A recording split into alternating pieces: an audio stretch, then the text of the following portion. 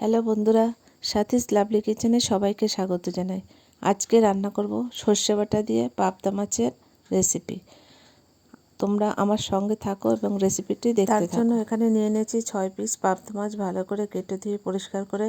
এখন এই মাছের গায়ে লবণ হলুদ দিয়ে হাত দিয়ে ভালো করে সুন্দরভাবে লবণ হলুদ মেখে নেব। এদিকে গ্যাসে একটা কড়াই বসিয়ে দিয়েছি। কড়াইতে সর্ষের তেল গরম হয়ে গেছে। তেলটা একটু নাড়াচাড়া করে মাছগুলো সব দিয়ে দেব, আর একটা একটা করে মাছগুলো সব ভেজে সুন্দর। এই মাছ ভাজা তেলেই আমার রেসিপিটি হয়ে যাবে।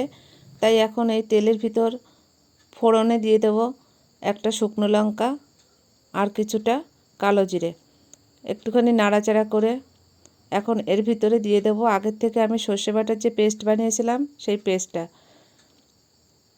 আবারও একটুখানি নাড়াচাড়া করে ভেজে নেব। এখন এর ভিতর দিয়ে দেব পরিমাণ মতো লবণ আর হলুদ। ভালো করে মশলাটা একটু কষে নেব। আর এখন ঝোলের জন্য দিয়ে দেব পরিমাণ মতো জল। এক এক করে মাছগুলো সব ঝোলের ভিতরে ছেড়ে দেব, আর একটা ঢাকনা বন্ধ করে কিছু সময় রান্না করে নেব।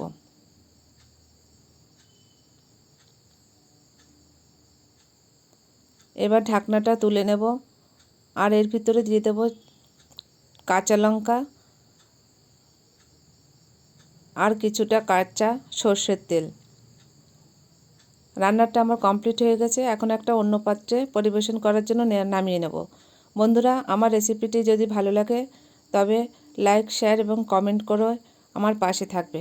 Thank you. আর তোমরাও বাড়িতে এইভাবে পাবদা মাছের সর্ষে বাটার রেসিপি বানিয়ে খেয়ে দেখো। খুবই স্বাদিষ্ট একটা রেসিপি।